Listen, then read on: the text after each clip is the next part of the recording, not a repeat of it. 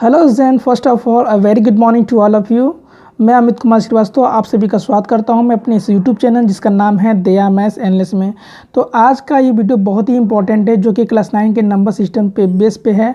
और आज हम लोग एक इम्पॉर्टेंट टॉपिक पे डिस्कस करेंगे कि जो दिए गए जो इरेशनल नंबर्स हैं इनको हम नंबर लाइन पे कैसे हम लोग आसानी से रिप्रेजेंट कर सकते हैं। तो वीडियो के लास्ट तक बने रहिए ताकि आपको बेहतर से बेहतर चीज़ें आपको मिलती जाएँ। तो चलिए शुरू करते हैं आज के इस वीडियो को। अगर मान लीजिए आपको √2 आपको रिप्रेजेंट करना है नंबर लाइन पे, तो पहले आपको एक नंबर लाइन ड्रॉ करना होगा इस तरीके से। और मैं यहाँ पे दोनों साइडों में एरो का सिंबल में लगा दे रहा हूँ। मैं यहाँ पे मैंने नंबर्स मार्क कर दिए हैं 0 1 2 3 इस तरीके से कर दिए। तो मैं इस नंबर लाइन से यहाँ से मैं ए बी जो है 1 यूनिट में ले रहा हूँ मैं। तो ए की जो लोकेशन जो है वो 0 पे है और बी की लोकेशन 1 पे है। तो मैंने ये ए बी 1 यूनिट ले लिया और इस बी पॉइंट पे हम लोग एक परपेंडिकुलर कंस्ट्रक्ट कर लेंगे BC। BC का लेंथ भी 1 यूनिट होना चाहिए। अब हम लोग ए और सी को ज्वाइन कर लेंगे और ए और सी को जब ज्वाइन करेंगे तो हमें एक राइट ट्रायंगल मिलेगा, ट्रायंगल ABC। तो हम लोग इसमें पाइथागोरस थ्योरम अप्लाई करेंगे। तो इसमें AC हाइपोटेनस है, AB बेस है और BC परपेंडिकुलर है।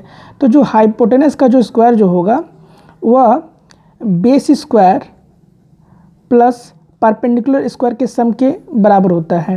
यानी जब इनका स्क्वायर सम कर देंगे तो इनका जो रिजल्ट जो होगा वो हाइपोटेनस के स्क्वायर के इक्वल हो जाएगा।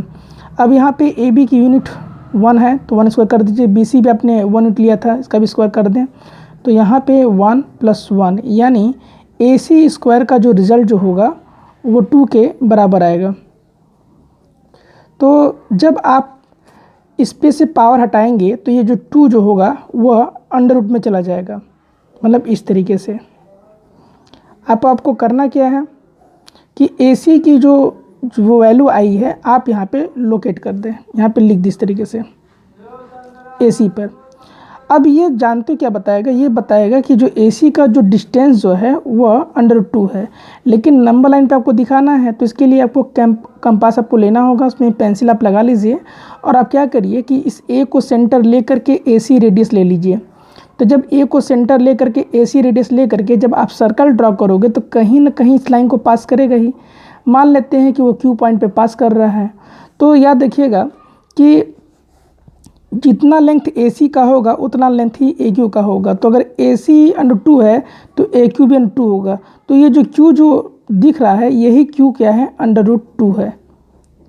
आई होप इतनी बात आपको समझ में आ गई होगी। अब मान लीजिए अगर आपको √3 को रिप्रेजेंट करना है तो मैं एक दूसरा नंबर लाइन में ड्रॉ कर रहा हूँ। मैं चाहूँ तो इसमें भी बता सकता हूँ मैं, लेकिन फिगर जो है कॉम्प्लिकेटेड हो जाएगा, आप समझ नहीं पाएंगे। तो मैं सेपरेट डायग्राम का मैं यूज़ कर रहा हूँ मैं। तो अगर आपको √3 को रिप्रेजेंट करना है तो मैं फिर से एक नंबर लाइन में ड्रॉ कर ले रहा हूँ इस तरीके से। यहाँ पर मैंने मार्क्स कर लिया 0 1 2 3 इस तरीके से मैंने कर लिया। अब मैं करूँगा क्या कि जो फिगर नंबर 1 में, मान लीजिए ये इसको मैं फिगर नंबर 1 इसको मैं कंसीडर कर ले रहा हूँ मैं, ठीक है। तो इस फिगर नंबर 1 में हम AQ का लेंथ ले लेंगे, पूरा √2 ले लेंगे। मतलब जो हमने AQ लेंथ निकाला था √2, इसकी लेंथ जो है हम लोग इस वाले डायग्राम में हम लोग ले लेंगे। तो ये हो गया आपका A और मान लो यहाँ पे AQ आपको मिल गया √2। मतलब ये यहाँ से लेकर के यहाँ तक, जहाँ तक मैं ये लाइन उतर रहा हूँ मैं, ये ले लिया। अब मैं इस Q पे मैं परपेंडिकुलर लाइन 1 यूनिट ले लूँगा मैं। मान लीजिए मैंने QL ले लिया यहाँ पे परपेंडिकुलर, और इस A और L को मैं ज्वाइन कर लूँगा। तो मुझे एक राइट ट्रायंगल मुझे मिल जाएगा दोबारा एक, और वो राइट ट्रायंगल होगा AQL। और इसमें भी हम लोग पाइथागोरस थ्योरम हम लोग यूज़ करेंगे। तो यहाँ पे हाइपोटेनस जो होगा वो AL होगा, तो AL का जो स्क्वायर जो होगा वो इक्वल होगा square sum of AQ plus QL का स्क्वायर आप ले लेंगे इस तरह से। अब AQ की जो वैल्यू जो है वो थी √2, तो √2 ले लीजिए, इसका होल स्क्वायर कर लीजिए। और QL चूँकि आपने 1 यूनिट एज लिया है यहाँ पे, तो ये 1 को लेकर के स्क्वायर कर लीजिए।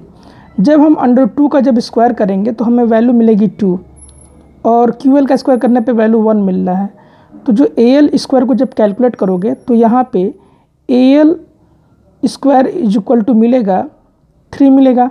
और जैसे ही आप यहाँ AL से पावर हटाएंगे, यानी इसका स्क्वायर जब हटा देंगे तो ये जो 3 जो होगा वो √3 में चला जाएगा, यानी AL इज इक्वल टू √3 आपको मिल जाएगा।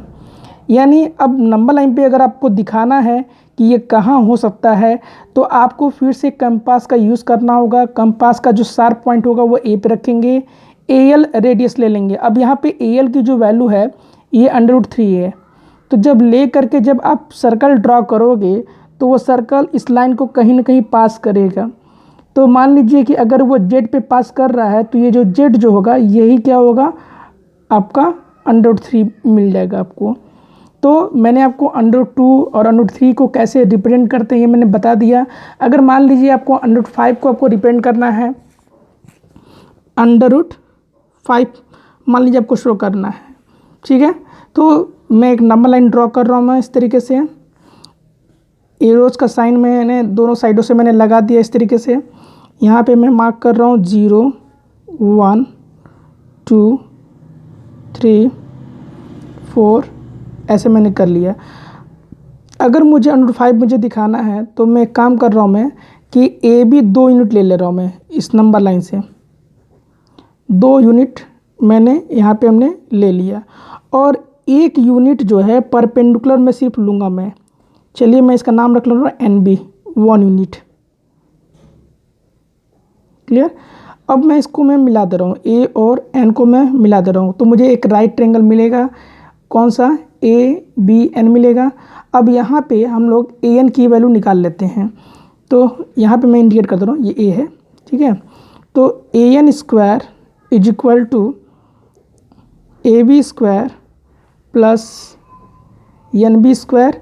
AB की वैल्यू आपने 2 यूनिट ली है तो 2 का स्क्वायर कर देंगे, प्लस NB आपने 1 ही लिया है तो 1 का स्क्वायर कर लीजिए, तो 2 का स्क्वायर 4, 1 का स्क्वायर 1। तो जब AN का स्क्वायर जब आप कैलकुलेट करोगे तो यहाँ पे जो AN की जो वैल्यू आएगी, सॉरी पहले तो आप AN इसको निकाल लीजिए आप, तो AN स्क्वायर 5 मिलेगा, लेकिन जब AN निकालोगे तो ये चीज़ जो होगी वो अंडर रूट में चली जाएगी, तो AN आपको √5 आपको मिल जाएगा। तो जब √5 मिल जाएगा तो नंबर लाइन पे जब आपको दिखाना होगा तो कंपास ले करके A पे आप शार्प पॉइंट रखिएगा और ये AN रेडियस ले लीजिएगा। जब इस सर्कल को ड्रॉ करोगे तो कहीं ना कहीं लाइन को पास करेगा। तो अगर मान लीजिए कि यह P पॉइंट है, मान लीजिए कि जब आपने सर्कल ड्रॉ किया और P पॉइंट पे क्रॉस कर रहा है तो ये P जो होगा यही √5 आपको मिल जाएगा। अब जैसे मान लीजिए कि अब आपको कहीं अगर आपको √7 आपको दिखाना हो तो आप क्या कर सकते हैं, तो मैं सेपरेट डायग्राम का ही यूज कर रहा हूँ मैं, ताकि आपको हर एक चीज़ बेहतर तरीके से आपको पता चल जाए। तो देखिए मैं क्या कर रहा हूँ मैं कि अगर मुझे √7 को मुझे रिप्रेजेंट करना है तो पहले मैं एक नंबर लाइन में ड्रॉ कर ले रहा हूँ मैं इस तरीके से, और यहाँ पे मैंने नंबरिंग कर दिया 0 1 2 3 4, मैंने ऐसे कर लिया। अब यहाँ पे थोड़ा सा आपको ध्यान समझना होगा कि मैं थोड़ा सा सावधानी बरतता हूँ बताने के लिए। देखो मैं क्या कर रहा हूँ, मैं फिगर नंबर 1 की हेल्प ले रहा हूँ मैं, क्लियर। यहाँ पे देखिए कि आपने AQ जो है √2 निकाला था, क्लियर। तो मैं क्या करूँगा कि AQ के लेंथ के बराबर मैं एक PN ले रहा हूँ मैं, यानी AQ लेंथ के बराबर PN। तो देखो AQ इक्वल टू 2 था और इसी के बराबर मैं एज ए PN ले रहा हूँ मैं, क्लियर। मान ले रहा हूँ कि AQ की लेंथ जो कि PN के बराबर होगी और PN की वैल्यू √2 होगी। तो मैं यहाँ पे P और एज ए N ये मैं ले रहा हूँ मैं, ये यहाँ से यहाँ तक एज ए √2। और अभी जो है मैंने √5 मैंने रिप्रेजेंट किया था, क्लियर। और वो क्या था, AP था यहाँ पे, सॉरी AP तो नहीं, हाँ AP था यहाँ पे। इसके अलावा जैसे कहने का मतलब ये है कि जो डायग्राम आप देख रहे हो, क्लियर, तो AN जो है किसके बराबर था, AP के बराबर था, क्लियर। तो अगर हम जो है AP के बराबर ही एक √5 का डिस्टेंस जो है हम ले लेंगे। मान लीजिए ये जो हम ये फिगर बना रहे हैं तो पहले फिगर से हमने क्या कर लिया कि हमने √2 को हमने ले लिया, क्लियर। और इस डायग्राम पे हम लोग क्या कर रहे हैं कि एज अ NL हम लोग ले रहे हैं, NL लेकिन ध्यान रखना कि जो एन की जो वैल्यू जो होगी वो √5 के लेंथ के बराबर होगी। यानी आपको करना क्या है कि जितना लेंथ इस डायग्राम में √5 का है उतना ही लेंथ एज ले लीजिए परपेंडिकुलर के रूप में। क्लियर। अब यहाँ पे अगर मैं P और L को मैं ज्वाइन कर लूँ, क्लियर, तो हमको एक राइट ट्रायंगल मिलेगा। तो यहाँ पे PL का स्क्वायर जो होगा वह PN के स्क्वायर प्लस NL के स्क्वायर के इक्वल होगा। अब यहाँ पे PN जो था वो √2 था तो √2 का स्क्वायर कर देंगे। NL √5 था, √5 को लेकर इसका स्क्वायर कर देंगे तो √2 का स्क्वायर तो 2 मिलेगा और √5 का स्क्वायर 5 मिल जाएगा। तो PL स्क्वायर का जो वैल्यू जो मिलेगा वो आपको मिलेगा 7 मिलेगा। तो जब आप स्क्वायर हटाओगे तो ये चीज़ √7 हो जाएगा ये। तो PL आपको मिला √7। अब आपको नंबर लाइन पर रिप्रेजेंट करना है तो P पे कंपास रख करके PL डिस्टेंस ले लीजिए और जब सर्कल जब ड्रा करोगे तो कहीं ना कहीं ये पास तो होगा ही होगा। अभी जहाँ पास कर जाए, ठीक है, वहीं पे अब मान लीजिए कि अगर ये इस लाइन पे पास कर रहा है, इसका हम कोई नाम भी रख सकते हैं। मान लो हमने इसका R रख दिया तो ये जो R जो होगा यही R जो है √7 हो जाएगा। तो अगर आपको वीडियो अच्छी लगी तो प्लीज़ कमेंट बॉक्स में रिप्लाई करके ज़रूर बताइएगा। और एक चीज़ मैं बताना चाह रहा था कि अगर आप चाहें तो बेस √5 ले सकते हैं और परपेंडिकुलर √2 भी लेंगे तब भी वैल्यू उतनी ही आएगी। ऐसा नहीं होगा कि दोनों के लेंथ में कोई चेंजिंग हो जाएगी।